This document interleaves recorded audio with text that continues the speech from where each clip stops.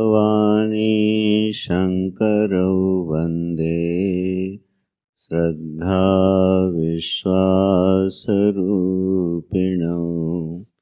याभ्यां विना न पश्यन्ति सिद्धाः स्वान्तस्थमीश्वरम् वन्दे बोधमयं नित्यं गुरुं शङ्कररूपिणं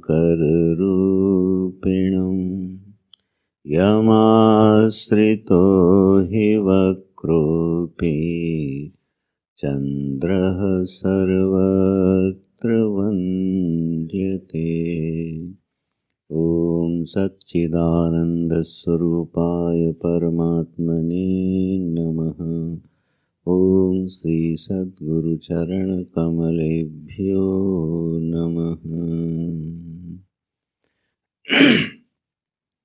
अखण्डं सच्चिदानन्दम्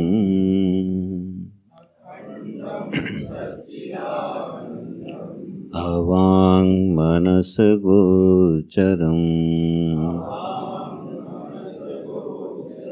आत्मानमखिलाधारम्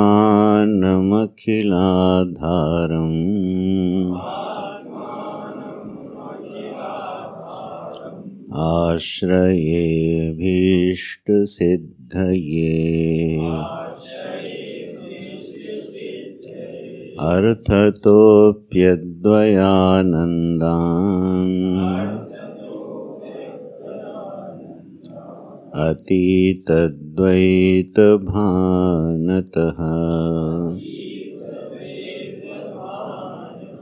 गुरूनाराध्य वेदान्त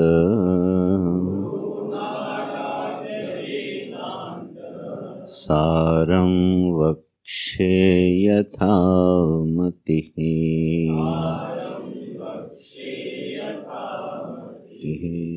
नारायण। शमादयस्तु शमदमोपरतितितिक्षा समाधान श्रद्धाख्याः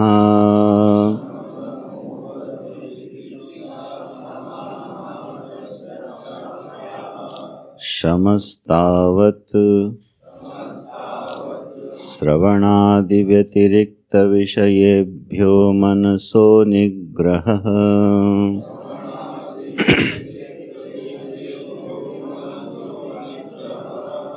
तमो बाह्येन्द्रियाणां तद्व्यतिरिक्तविषयेभ्यो निवर्तनं निवर्तितानां एतेषां तद्व्यतिरिक्तविषयेभ्यः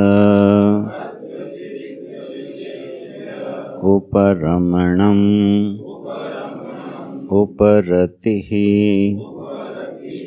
अथवा विहितानां कर्मणां विधिना परित्यागः तितिक्षा शीतोष्णादिद्वन्द्वसहिष्णुता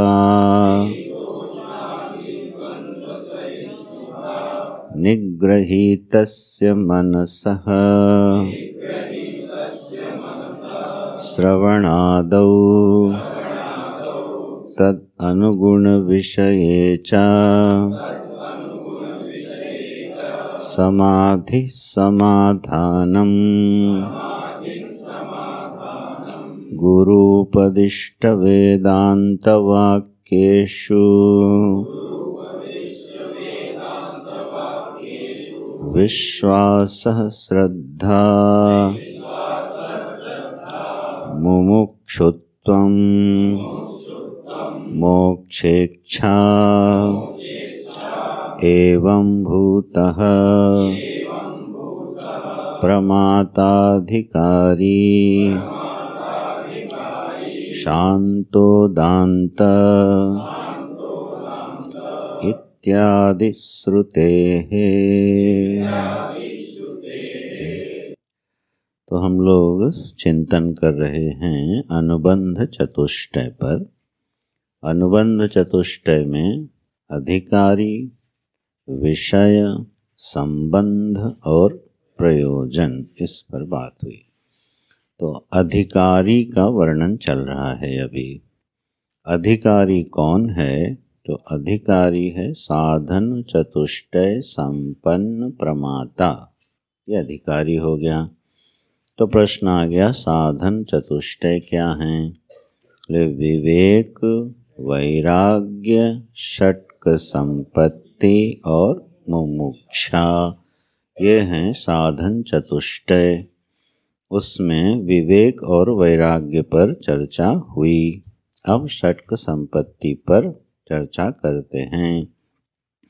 विवेक और वैराग्य ये दोनों जीवन के बड़े महत्वपूर्ण अंग होते हैं।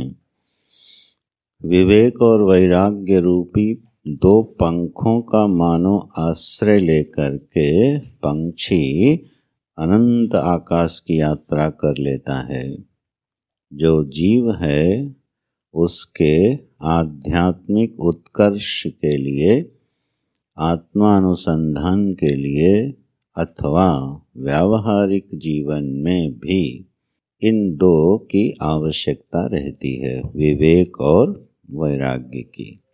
जिसके जीवन में विवेक और वैराग्य उचित मात्रा में, उचित देश और काल में उचित प्रकार से प्रयोग किए जाते हैं, वह व्यक्ति लौकिक और आध्यात्मिक दोनों धरातलों पर उत्कर्ष को प्राप्त होता है। इसलिए ये बड़े महत्वपूर्ण अंग हैं जीवन के। जो विवेक है उसको हम लोग, सभी लोग इस विवेक का प्रयोग करते हैं, दिन भर करते हैं, लेकिन किन विषयों में करते हैं उसी के अनुसार हमारे जीवन का धरातल निश्चित होता है। क्या खाना चाहिए, क्या नहीं खाना चाहिए, क्या पहनना चाहिए, क्या नहीं पहनना चाहिए, कहाँ जाना चाहिए, कहाँ नहीं जाना चाहिए, प्रातः काल से लेकर सायंकाल तक यह विवेक मनुष्य प्रयोग में लाता है। हर चीज में उसमें विवेक उपस्थित हो जाता है और वो पृथक पृथक करके अपने जीवन का निर्वहन करता है। जब हमारे जीवन में दिन भर विवेक का विषय यही है कि कहाँ रहना है, कहाँ नहीं रहना, क्या खाना है, क्या पथ्य, क्या कुपथ्य, ठीक है, तो बिल्कुल एक व्यावहारिक लौकिक जीवन रहता है, साधारण सा जीवन होता है। लेकिन जब कोई ये विवेक करने लगता है, विचार करने लगता है कि इस जगत में नित्यता कहाँ है, अनित्यता कहाँ है, क्या क्या वस्तुएं अनित्य हैं, क्या क्या वस्तुएं नित्य हैं, जीवन में सुख कहाँ पर उपलब्ध होता है और दुख कहाँ से आता है, यह जगत कार्य रूप है तो इसका कारण कौन है, क्या कारण इसका कोई ईश्वर है, ईश्वर है तो उसके साथ हमारा संबंध क्या है। जब इन विषयों पर कोई जीव अपनी बुद्धि का प्रयोग करता है तो वह व्यक्ति धीरे धीरे आध्यात्मिक और लौकिक दोनों धरातलों पर उत्कर्ष को प्राप्त होता है। तो यह चॉइस, ये विकल्प हमारे पास है कि हम दिन भर किन बातों में अपनी बुद्धि को फंसाए रखते हैं। इसलिए जब हम श्रवण की जो महत्वता है वो आपको धीरे धीरे स्पष्ट होगी कि जीवन में सत्संग और श्रवण कितना महत्वपूर्ण होता है।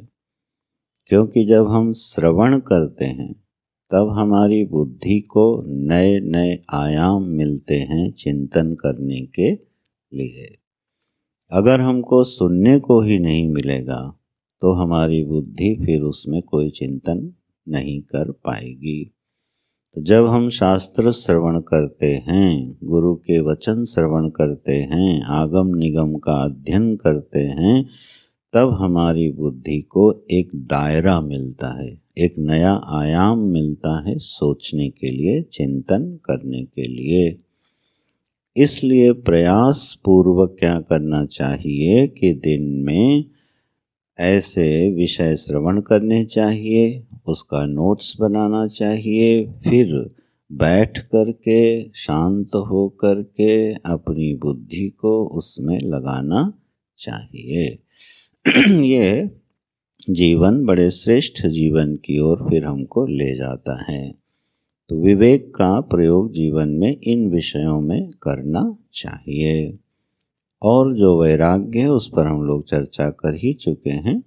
वैराग्य का मतलब है कि जो हमारे देश काल के अनुसार, हमारी परिस्थिति के अनुसार जो हमारे लिए उपयोगी है, उसका अनासक्त भाव से उपयोग करना और अपने लक्ष्य में आगे बढ़ जाना। और जो हमारे लिए उपयोगी नहीं है उसको छोड़ देना। तो यह निर्णय भी हमारे विवेक से ही होगा कि किस देश काल में, किस परिस्थिति में हमारे लिए कौन सी चीज़ उपयोगी है और कौन सी चीज़ निरर्थक है। तो फिर उपयोग की जाने वाली जो वस्तुएं हैं बस उनका उपयोग करना और उसमें आसक्ति नहीं रखना। यह जो अभ्यास है, ये जो चिंतन है, यही वैराग्य है।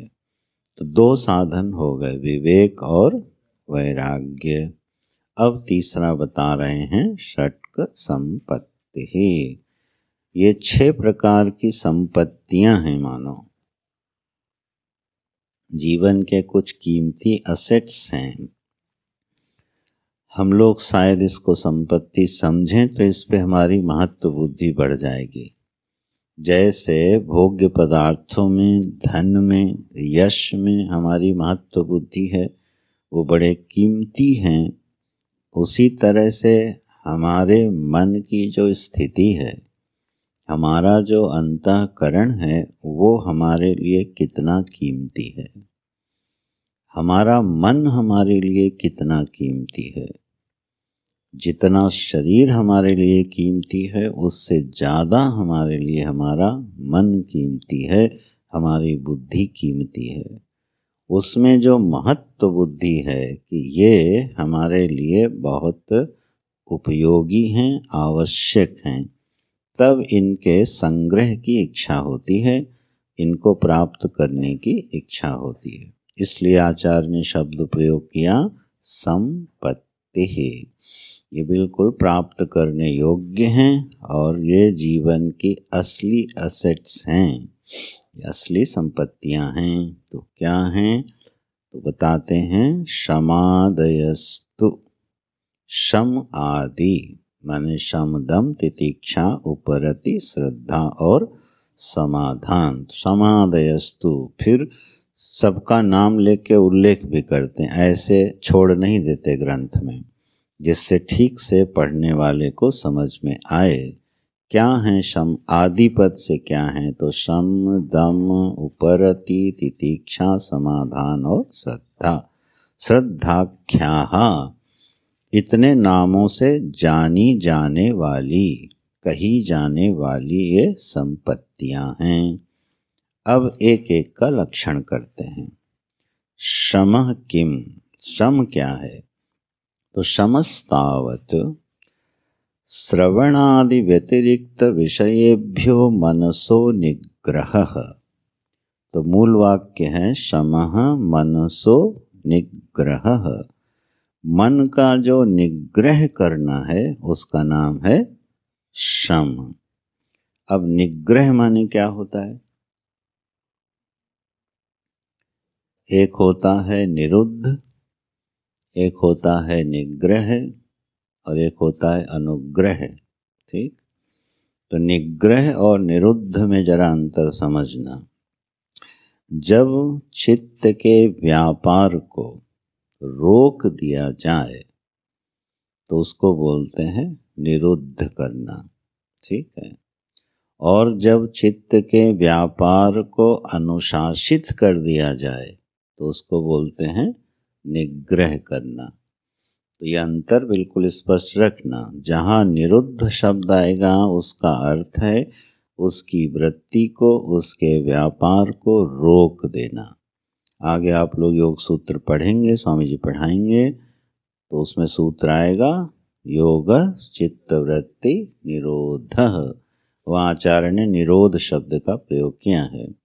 मन के व्यापार को शून्य कर देना, रोक देना किंचित काल के लिए, उसको बोलते निरुद्ध करना। लेकिन शम क्या है? शम नाम की संपत्ति है मन का अनुशासन, मन को निग्रहित कर लेना, अनुशासित कर लेना। ये कौन सी कला है? बोले हमारा मन जहाँ हम चाहें वहाँ उसको लगा लें, इसका नाम हो गया शम। अब ये देखो कितनी बड़ी संपत्ति हो गई, ग्रेट असेट है ये। हमारा मन, हम उसको जहाँ चाहें वहाँ प्रयोग कर ले जाएं, इसको बोलेंगे अनुशासित मन, निग्रहित मन। अब इसमें आपको ऐसा करते समय अब समझ में आएगा कि शम माने क्या होता है। क्योंकि कितने लोग हैं जो अपने मन को जहाँ चाहे वहाँ लगा लेंगे। मन जो है हमारा, उस पर जब आप ध्यान दोगे तो ऐसा लगता है एक ऑटो सेक्टर में पड़ा हुआ कोई यंत्र है और प्रोड्यूस किए जा रहा है विचारों को धनाधन। एक फैक्ट्री लगी हुई है विचारों को पैदा करने वाली एक फैक्ट्री लगी हुई है जिसका रॉ मटेरियल अनंत है, कभी वो मटेरियल ख़त्म नहीं होता और सप्लाई कभी रुकती नहीं, बिजली जाती नहीं और मशीन कभी रुकती नहीं। प्रकृति जबरदस्ती थोड़े घंटे के लिए मशीन को रोक के हमको सुला देती है कि नहीं तो ये मशीन बेकार हो जाएगी, उसको आराम दो। तो ऐसा लगता है जैसे विचारों का उत्पादन हमारे बिना प्रयास के हुए चला जा रहा है। तो अब जब हम इस पर ध्यान देते हैं और हमने इसको कहा कि ऐसा करो, जितनी देर पाठ चल रहा है उतनी देर तुम कहीं मत जाना, एक एक शब्द के अर्थ को श्रवण करना। ये कब संभव होगा? जब मन यहीं पर रहे।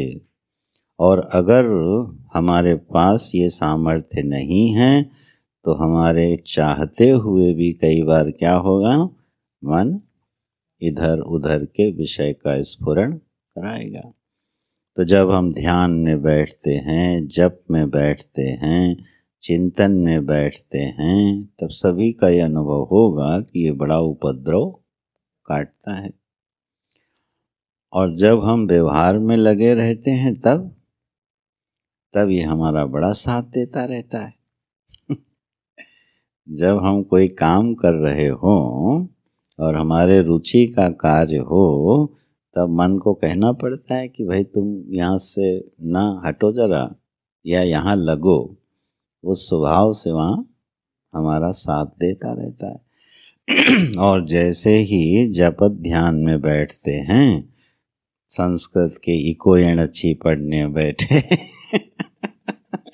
तो मन ने कहा कहाँ फालतू में जो है ये रट्टा मारना है, छोड़ो यार, समझाना शुरू कर देता है। ठीक है। तो ऐसे में इतनी बढ़िया परिभाषा दी आचार्य ने, मन का अपने अनुशासन में ले आना। और उसको थोड़ा और पॉइंट आउट करते हैं, विशिष्ट करते हैं। श्रवणादि व्यतिरिक्त विषयेभ्यो मनसो निग्रह। श्रवण आदि जो विषय हैं उनको छोड़ के अनुशासित करना है। माने अनुशासन मन का कहाँ करना है? बोले जब हम चार वाक का अनुशासन करेगा, बोले भगवान का चिंतन करना, बोले भूल कर नहीं करना, क्योंकि भगवान नाम की कोई चीज होती ही नहीं है। कहाँ निग्रहित करना है, कहाँ अनुशासन करना है इसका? बोले जो हमारे लक्ष्य के लिए उपयोगी साधन है उसमें लगाना है, और जो अनुपयोगी साधन है उनको छोड़ देना है। तो निग्रहित कहाँ से करना है? जो अनुपयोगी विषय हैं। इसलिए परिभाषा आचार्य ने क्या बनाई?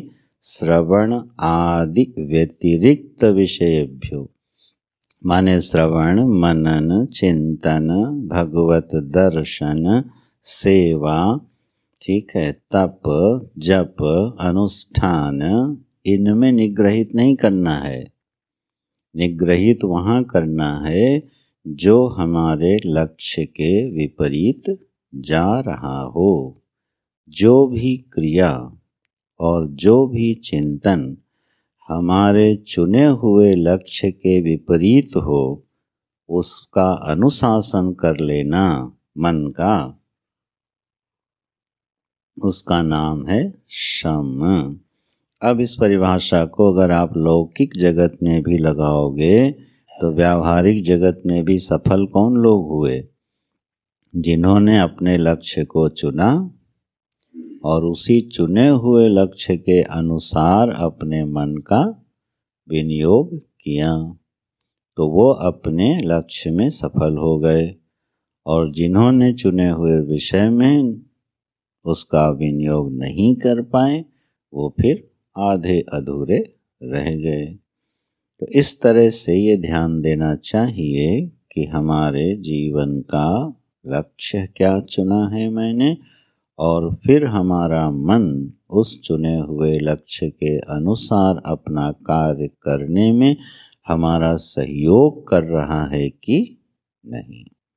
तो इतना अभ्यास हो जाना चाहिए कि मन इतना टेम्ड हो जाना चाहिए कि जब पाठ का समय हुआ तो मन सारे विचारों को छोड़ के शांत हो जाए कि अभी 1 घंटा पाठ में रहना है। ये अनुशासन हो गया। अब वो 1 घंटा आपको परेशान नहीं करेगा। ये अभ्यास जब बढ़ेगा तो आप ध्यान करने बैठे और आपने कहा हम आधे घंटे ध्यान करेंगे, तो फिर आधे घंटे तक मन आपको दूसरे कार्यों के लिए परेशान नहीं करेगा। इतना अनुशासन हो जाना चाहिए। इसकी जो सूक्ष्मतम और सूक्ष्मतर परिभाषाएं हैं वो आगे अपने आप आती रहेंगी प्रसंगानुसार। तो शमस्तावत श्रवणादि व्यतिरिक्त विषयेभ्यो मनसो निग्रहः। तो शमः मनसो निग्रहः, ऐसी मूल परिभाषा बना लेना। इसी के अनुसार दूसरी परिभाषा भी बन रही है, तीसरी भी बन जाएगी। मुख्य परिभाषा का आश्रय लेके ये सब सध जाएंगे। अब दूसरा है दम। तो दम किसको कहते हैं? बाह्य इंद्रियाणाम तद व्यतिरिक्त विषयेभ्यो निवर्तनम। जो बाह्य इंद्रियां हैं उनका तद व्यतिरिक्त माने लक्ष्य व्यतिरिक्त उस विषय से जो निवर्तन है वो उसका नाम है दम। दम माने वैसे सुना होगा ये शब्द, दम माने होता है इंद्रिय निग्रह। एक छोटी सी परिभाषा तत्वबोध में दी है भगवान भाष्यकार ने। दम माने इंद्रिय निग्रह। अब अगर इस परिभाषा को ठीक से नहीं समझोगे तो इंद्रिय निग्रह का मतलब हो गया कि अब आँख से देखे ना, कान से सुने ना। इसीलिए हमने कहा था शब्द क्या दिया जा रहा है? निग्रह। निरुद्ध नहीं कहा जा रहा है। इंद्रिय निरुद्ध करने का नाम दम नहीं है। निरुद्ध करने का मतलब है फिर दर्शन, श्रवण, स्पर्शन सब रोक देना है।